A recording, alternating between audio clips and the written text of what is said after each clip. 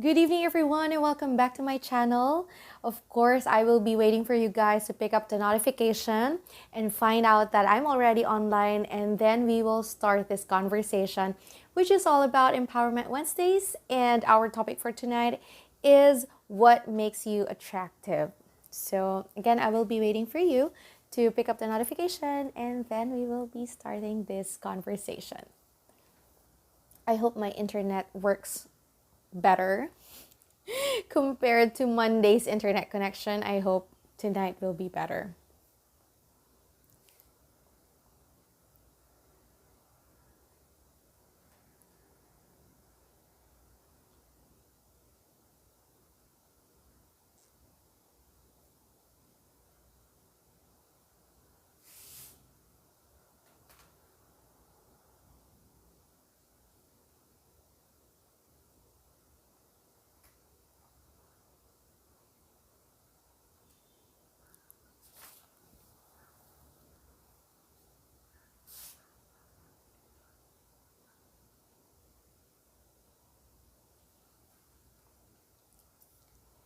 And of course, I'd like to thank all of those who have been supporting my page ever since this started a year ago, I think.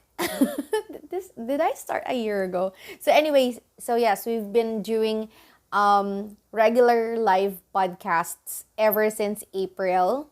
And also, I was told that it should be video cast and not podcast. But anyway, so I want to stick to podcast because it's easier to pronounce.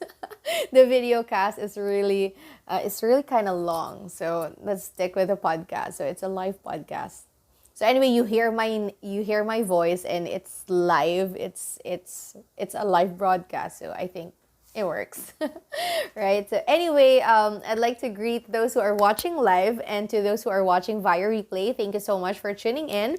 And to those who are watching via replay, thank you so much for still tuning in, even though we're already offline. But again, I am still able to read all your messages, whether your comments on the comment box or your private messages through this channel. I'm still reading all of them. So thank you so much for your messages. Keep them coming. I really appreciate the support that you've been giving me ever since I started this channel. And hello, Sir Jun Maroon. Magandang gabi po. Thank you so much. I hope I stick with my topic tonight. Since beauty po sabi nyo, sana mag-stick ako sa topic. So, I intentionally did not wear any makeup. Do I have any makeup? I don't, right? So, I already removed my makeup. So, our topic for tonight is how to be attractive. And I'm not going to talk about beauty because I don't think it's very subjective to talk about how to be attractive, because I believe that every person has to work on that, especially when we are working, when we are working on our personal relationships. It doesn't mean that you're attractive. You're attracting like relationships or maybe ill intent, not really. But to be attractive is to just, to be more approachable maybe, or your personality becomes more on a more positive vibe. So that's what we are going to talk about tonight. And again, good evening to those who are watching. And if it's your first time in my channel, welcome. I'm Irene. I'm a resident in the Philippines. And I say that in the Philippines because I don't sound otherwise. I'm also a motivational speaker and a writer. And if you've been watching, if you're new, you probably haven't watched some of the podcast episodes. So we already have several podcast episodes. So you can visit the channel and you can browse some of the videos there. And you can also visit my YouTube channel. Our videos are already there. And I say our because most of the topics that I talk about are not coming from me. They're all suggested topics that they want to hear. So hopefully, you will be able to join this conversation. I really appreciate it. It's good to have conversations because this pandemic has brought us isolated, and maybe some of you already feel isolated. So it's good to have someone to talk to, even though it's just a light conversation. So we're not aiming for anything serious here. We're just aiming for light conversations and maybe you can learn from each other. So if you have anything to share, just post them on the comment section below. Hello, hello, Sir Joseph. Good evening. Okay, so again, welcome to our Empowerment Wednesdays. So every week we've moved to from 6 podcast episodes every single week, which is really exhausting, to be quite honest about it. We are reducing it to 3 episodes, so that's Monday, Wednesday, and Thursdays. And yeah, so every Wednesday we have the Empowerment Wednesday, but every Monday we have Motivational Monday, which is by far my most favorite podcast episode because it's the start of the week. And then we have Empowerment Wednesdays and then Business Thursdays. So in Business Thursdays, we are talking about, leadership, maybe management, and anything related to business or anything related to our work. So that's every Thursday. So if you are interested to listen to any of those podcast episodes, it's always at 8 p.m. So you also find out about the topic. If you visit the channel, you will see the announcement every day or every time there's a podcast episode. Mondays, Wednesdays, and Thursdays. And reduce that because I already have too much on my plate. So okay, so let me tell you what happened to yeah. Hello, Ma'am Karina. Thank you so much. Good evening po. Hello, Ma'am May. Dapat pala, oo nga, bigla ko tuloy na alala ko saan ko nilagay. So, it's exactly my story for tonight. So, I had a really challenging. Oh, can you hear me po ba? Is it clear? Should I remove my okay. Better ba? Better na po ba yung audio?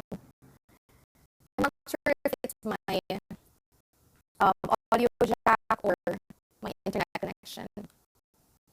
So please let me know po if my audio is working properly. Para, I think it's really my internet connection because it's breaking. Nag-freeze din yung screen. So anyway, sana mas malinaw po ninyong naririnig yung audio. Okay. So this morning I had a very happy start of my day. Like I went to the camp where I've been teaching for so long. That's the first time in almost 2 years kasi, we have the pandemic and stuff. So online teaching na lang lahat and all. So that's the first time I ever went to the camp. And then after that, so na-busy ganyan. And then so nagkaroon ng disaster. Nagkaroon ng disaster kasi sobrang nagmamadali ako. Natapunan ko yung sarili ko ng toyo. Because I ate siomai for lunch because I really don't have much time to spare. So I ate siomai, tapos natapon ko yung toyo sa pants ko. So sobrang nag-freak out ako. So anyway, after that, I was like, oh no, this shouldn't happen. So nagbumili ako ng metal sa mall. And then sabi ko to entertain myself because I was really anxious because I have a very important meeting earlier. And I cannot smell like toyo and I cannot look like I have toyo on my pants. It's talaga nag-stain siya. Anyway, I would also want to know how you remove toyo from your pants, right? I really do laundry. So. Okay, so I admitted that live. Okay, kasi hindi talaga ako marunong nagtanggal ng stain. So anyway, so to entertain myself and to make myself feel better or maybe feel prettier, bumili ako ng headband. And it's a big bowl. So yun yung sinasabi ni Ma'am May audience na headband. Because I posted it on my personal Facebook page about the headband. So I thought people were darting glances my way because I just thought they thought that I was pretty because I was wearing this big bow on my head and I thought it was really pretty. And then only to find out nung inayos ko yung hair ko, pagtanggal ko nung headband, nandun yung price tag. It's so embarrassing kasi nandun yung barcode. So halatang price tag siya. So people were like, yun siguro naisip nila, hindi pretty ako or whatever, or maganda yung headband ko. But it was really So yung topic natin for today, how do you become attractive? Please do not ever wear a headband with a price tag to be attractive, because really you're gonna attract attention, but all for the wrong reasons. So tonight our topic is all about what makes you attractive. And a lot of people are saying that there are so many ways on how to be attractive. And again, I'm saying this not because you want to attract the wrong people or maybe you want to seduce people. No, we just want to create a vibe which is attractive or positive vibes. No, yung kasi di ba maraming ways kung paano mo ma-improve on how to be more attractive. And for leaders, especially those who are, those who are leaders in the audience, kailangan natin yun eh. Kailangan natin ng attraction because somehow, yung level of likability pala, the level of likability relies so much on the level of attraction that people feel towards you. And I'm not saying this, again, I'm not saying this with malice or whatever, but it's really about your vibe is attractive, not really your face. Kaya I did not wear any makeup para to prove a point. No, we can be attractive with or without makeup. Okay, so feeling ko naman attractive ako with makeup. Feeling era. Okay, so anyway, so let's start with what makes you attractive. What are the ways? What are the reasons why people find other people attractive? So the first one is a great smile. And I'm saying this because based on my experience, I've dealt with so many people for so long. And simpleng smile lang talaga, it makes people feel better. Like not necessarily erasing whatever conflict or other than that.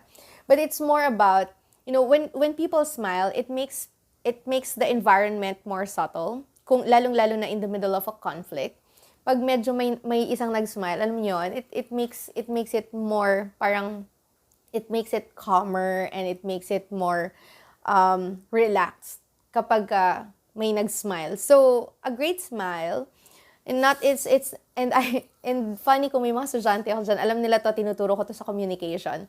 There's a right way to smile. And it doesn't start with the lips. Okay, so if you haven't heard this trick before, well, I'm telling you this. Okay, I have been teaching for so long and about communication. And in communication, I also teach people how to smile. Amazing, right? There's a proper way to smile. And it's not the smile that, yung mga fake na smile. And also, yung trick is the smile begins with the eyes and not with the lips. So if you like, ano ba tawag to? Parang twitch here, or squint pala, that's the right word. If you squint your eyes, it brings your lips, it lifts your lips. So yung squinting of the eyes, yun yung sikreto sa tamang pag-smile. So it really starts with the eyes. So the sincerity of a great smile begins with the eyes and not with the lips. Kasi minsan, smile pero malungkot yung mukha, diba? Yun yung common na napapansin natin. So you really have to start with the eyes. If you want to give a great smile, well, start with the eyes. Next is clean up well. Okay, you clean up well meaning parang how do I explain this? This is very self-explanatory, but I would like to emphasize this one. But you're more attractive when you're like well cut or well kept. Parang ang linis tingnan. Kapag parang linis tingnan, parang ang sarap tignan, gano'n. So especially, according to studies, at least 80% of the entire population in the world are visual. And visual clutter is not attractive. And when we say visual clutter, ito yung makalat. Yung kahit na yung gulo yung buhok mo or gusto yung damit mo, it's a visual clutter. And so when people look at you, and especially if you're visual, and you're like magulo, malikot yung buhok mo and all, parang hindi planchado yung damit mo, ganyan, or hindi nagmamatch yung mga, parang hindi bagay sa'yo yung damit mo, it looks like a visual clutter. And so it lessens the attraction, or it lessens your level of being attractive. So to be attractive, you have to clean up well. Okay? Next is, or dress up well, ganyan. Next is a good sense of humor. Okay, so I also have to work on that because I'm not really a big joker. Yung mga jokes ko, I was told na yung mga jokes ko, minsan para ako lang yung nakakagets. so that's also something that makes people attractive is a good sense of humor. You know, we cannot be serious all the time. Most people think, like, most people who don't know me, and if I don't smile, because I have a, sorry, I'm not sure if I will be censored, but it's an RBF, a resting bitch face. So, if you are like me na parang kapag ka hindi kinakausap or whatever, parang nakasimangot or parang galit, ganyan. So, nag-e-effort talaga ako magkaroon ng neutral face. So, again, the good sense of humor adds up to being attractive. So if hindi ka na nga palangiti tapos wala ka ding good sense of humor, it lessens the level of being attractive. Tama ba? Hi Grace. Thank you so much for tuning in. Uy, Sir Joseph, thank you so much for that. Okay. Next is genuine goodness. So, yun, hindi pakitang tao lang na kabutihan. So, dapat pag mabuti ka talaga. Ayan. Or just keep the real attitude, not really pretending to be someone else. Okay, next is respect and love for the environment. And yeah, being environment friendly is also being attractive. Because there are so many people who are very conscious about the environment.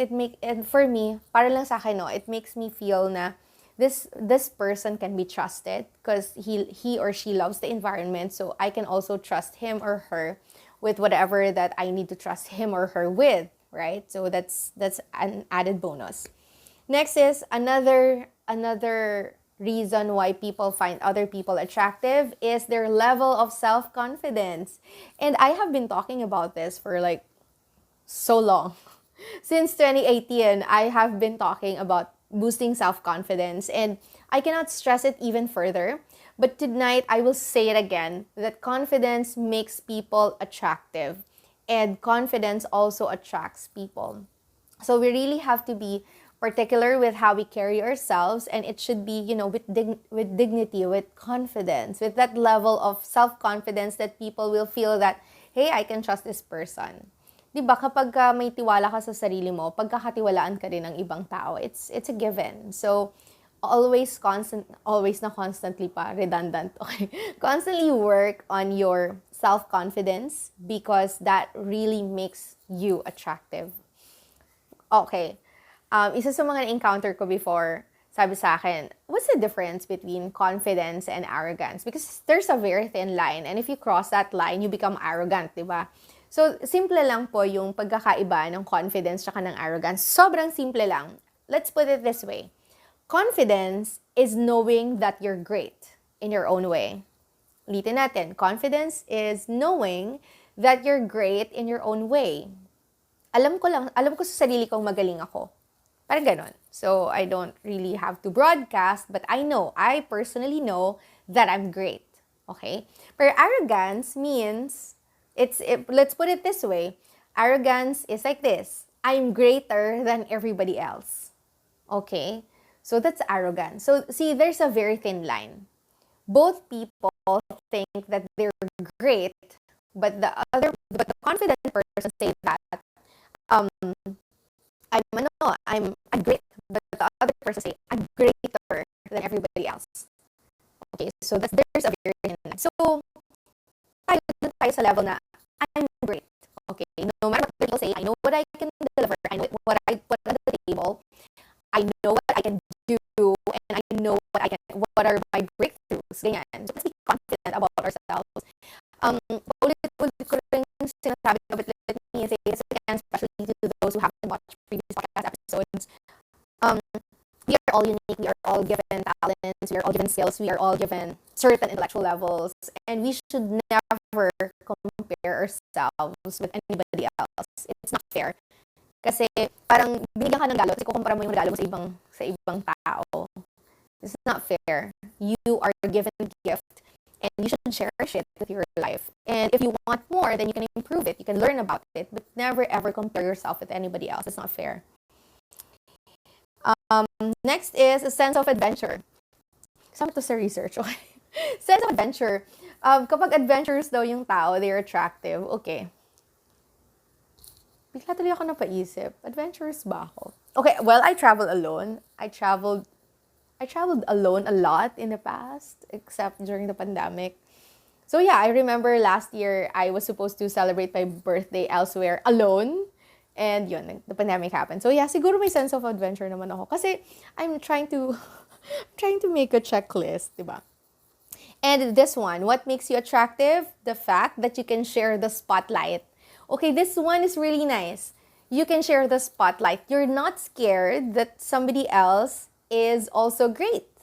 Okay? Kaya mo mag-i-share yung stage, kaya mo i-share yung spotlight. Kasi di ba may mga iba na parang they're threatened when somebody else is really good, somebody else is really ganito and ganyan. But again, you don't compare yourself with somebody else. That way, you can actually share the spotlight. You know, dimming somebody else's light doesn't make your light shine any brighter. We've learned about that. We've heard that from so many authors, inspirational authors, motivational authors.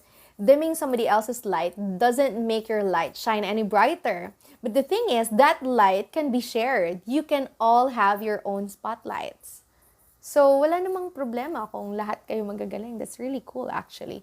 So, yun, going back to, you know, your A-team, kaya importante meron kang A-team kasi the A-team as in your alpha team. Kasi yung A-team mo, silang lahat, you share your spotlight with them and it's fun, you know, having, you know, being a member or having friends who are really great, sobrang nakaka-inspire yun. Unless, yun nga yung nakita ko last time sa Facebook, unless you're watching it with envious eyes.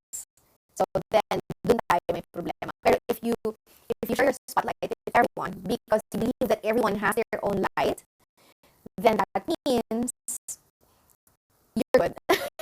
Yun lang pala sasabihin ko. Okay, so that is your attractive, you know, being willing to share your spotlight with somebody else, that makes you attractive. Okay, so, syempre, I'm talking too long. Okay. Tingnan ko yung time. Anyway, so how do we become more attractive aside from the ones that I have previously mentioned? So how do we become more attractive? Number one is we have to be real. Real, R-E-A-L. Kasi yung R-E-E-L, that's fake. Kasi it's in the movies, right? So, real, as in real time or real life, dapat magpakatotoo tayo. We have to be real or we have to be authentic. Kasi di ba ngayong panahon ng Facebook, panahon ng Instagram, panahon ng social media, everyone wants to be somebody else. Or hindi not everyone, but there are people who want to be somebody else, which is again, which is not fair. Because we are all beautiful, we are all created equally with different talents. So we should explore on ourselves more and give that to the world. Alam mo yun, not really comparing ourselves with somebody else. It's not fair for us kasi lahat naman tayo may talents. Okay? So we have to be real, we have to be authentic. We deliver what is, you know, what is real, what is the real you. Yun. Okay? So kaya nga, when I started this podcast, you know, the live podcast, I was torn between wearing makeup and not wearing makeup. I was like, sige, let's just put it this way. Sometimes when I'm in I will wear makeup, but most times, this is how I look like. Ito tayo. Ito tayo sa real. Kasi I want to, you know, I want the younger generation to look at this podcast episode and not feel bad about themselves. Kasi this is how I would usually look like. I mean, madalas may mga pictures ako na super fun and all. But you know, during ordinary days, bigla yung itsura ko. And I want people to know that we are all real in here. Because that's precisely the point of building this, you know, this channel is to really be more authentic and encourage everybody else to do the same. But hindi na natin yung kaka-compare ng sarili natin sa mga 12 hours, 24 hours in-edit na pictures. It's not good for us, it's not good for our mental health, and it's not good for us in general. Dapat tigilan na natin i-compare yung sarili natin sa mga nakikita natin sa magazines. Kasi yung mga yon super daming effort bago yung naggawa. tayo, ganito talaga yung itsura natin. Kung gusto rin natin mag-effort, syempre mas fabulous din yung magiging itsura natin. But we are fabulous nevertheless. Okay? Next is being open.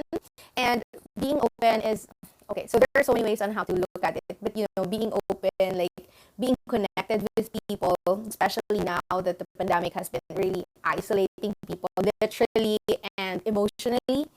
Kasi diba, ano ba tawag nito? So, literally, kasi we really cannot meet people, pero emotionally as well. Kasi syempre, hindi natin nakikita. Parang hindi na tayo masyadong nag-reach out, ganyan. So, we have to be more open.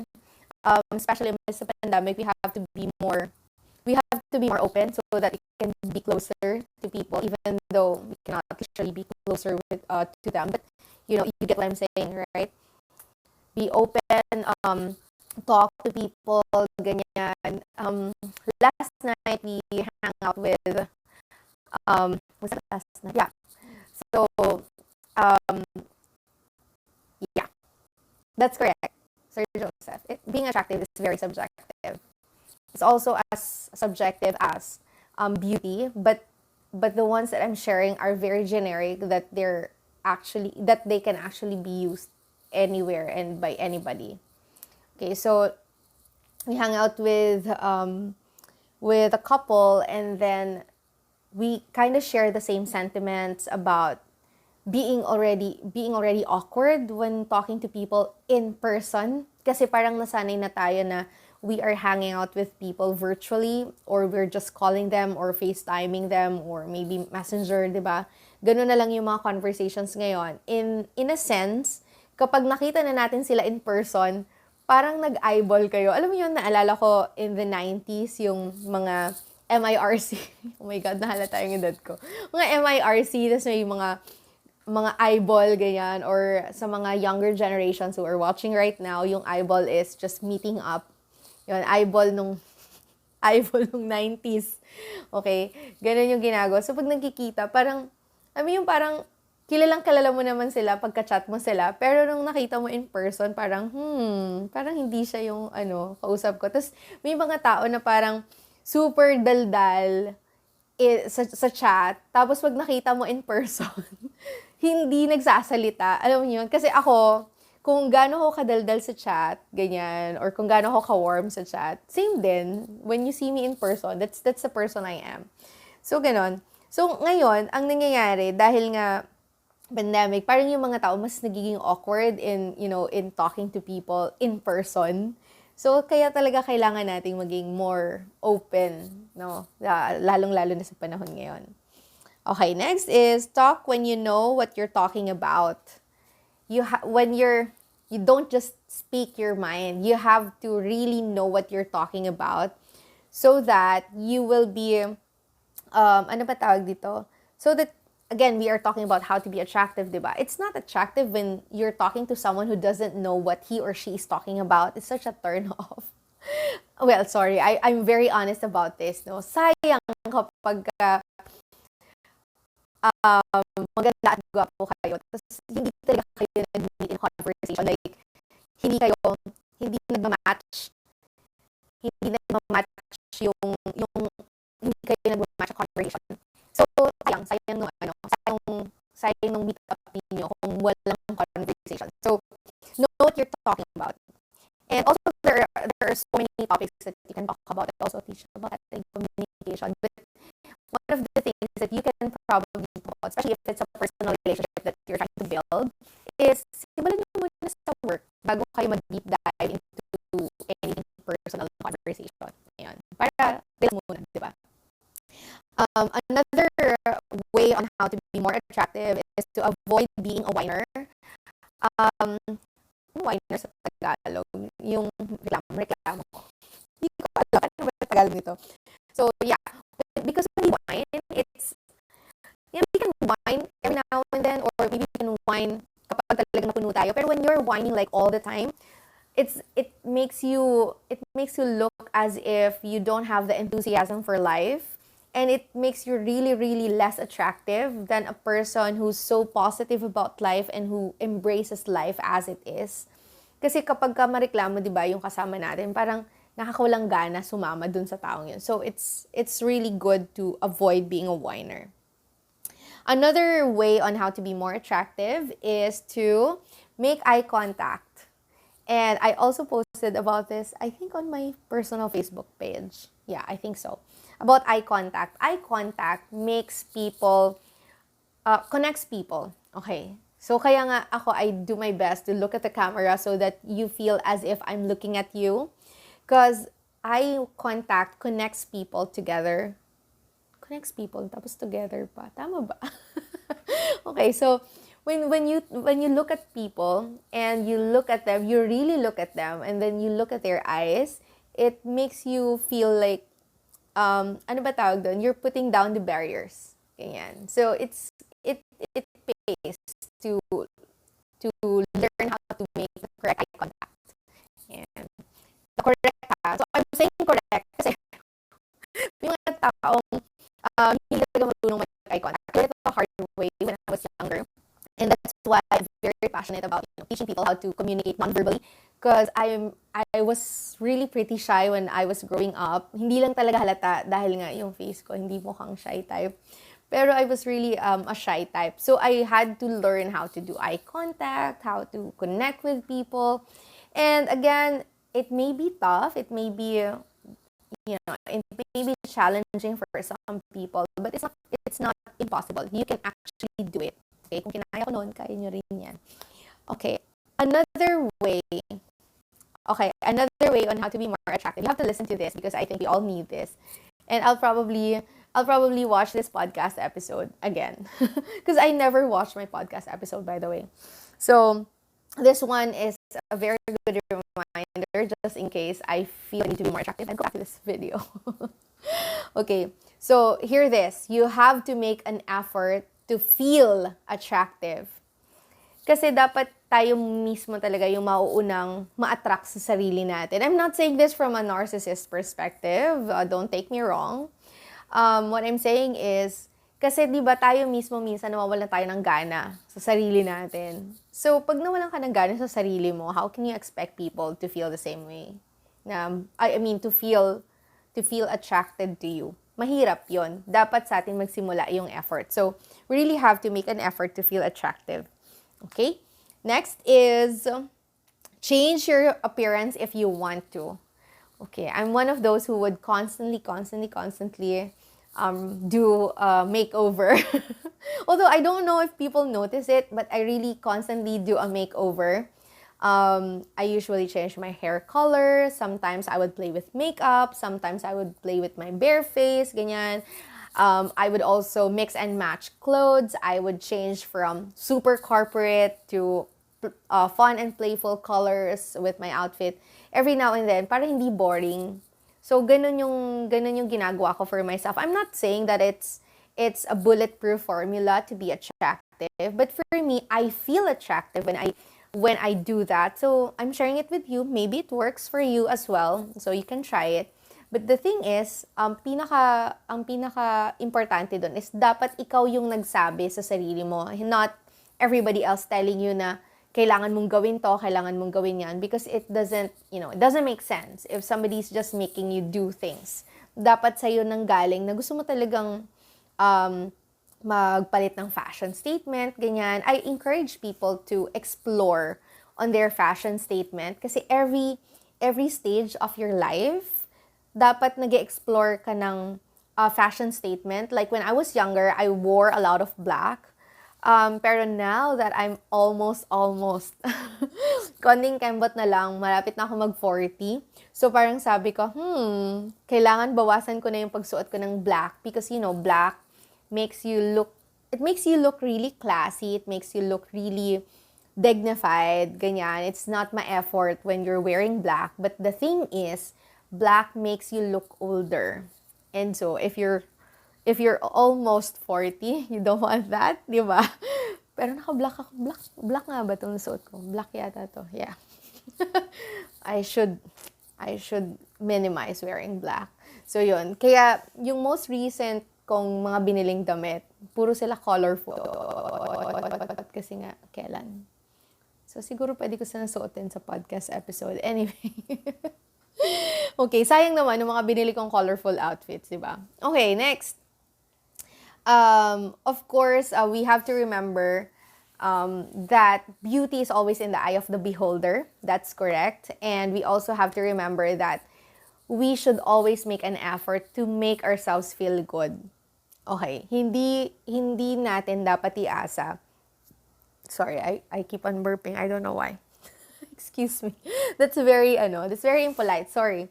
I think it can be heard sa audio ko. Anyway, so whatever the reasons are, if you want to be attractive or whatever, the main reason should be you wanting to feel good about yourself, regardless of what other people think towards you or feel towards you. At the end of the day, this is what I always say. You have to feel good about yourself for yourself. Kasi when you feel good about yourself, you also make other people feel good about themselves. Yun yung goal natin to be able to share our positive vibes and to share our feel good, because our enthusiasm, kasi ganoon I mean, ang dami nang nade-depress ngayon, ang daming mga naiisip na mga negativity. And so it is our, hindi naman duty, pero it is our mission to make other people feel good as well. Para maramdaman nila na life is beautiful, that they deserve to live, because we never know, baka yung mga nakakasama natin, nakakasalamuhan natin, they already lost the zest for life. Parang nawalan sila ng gana for life. So tulungan natin sila. Maybe maybe improving ourselves and making ourselves feel good, may ma-influence tayo na ibang tao to do the same thing. And we can create a positive impact wherever we are. So that's my goal every single day, but hopefully we will also be able to help other people just by living a happier life, or a better feeling of living. Yan. So hopefully I was able to share some insights on how to be more attractive. And again, at the end of the day, the most important thing is to feel good about yourself regardless of what other people feel. I share this podcast episode not because I want you to really be attracting people, but the goal is to feel that people can reach out to you because you feel good about yourself. So yun. Ano to? Attractive pa rin kahit nag-burp. Natawa ako dun na. Ano to, madaldal sa chat, shy type in person. Talaga ba? I don't know. We haven't seen each other for like forever. Diba? So, hopefully you are able to get an insight or two from our podcast episode tonight. And if you have any recommended topics, please just comment here, or maybe you can also send me a private message through this channel. And you can also send me a message through our WhatsApp number. Yun, nandoon naman sa channel yung WhatsApp number ko. So if you want to get in touch with me, you can definitely do so. Thank you so much, everyone, for constantly joining me on my podcast episodes. If this podcast episode helped you out, and if you feel that you have gained insights here, and you also feel that there may be people who need to watch this podcast episode, please share this video if you wish. No pressure.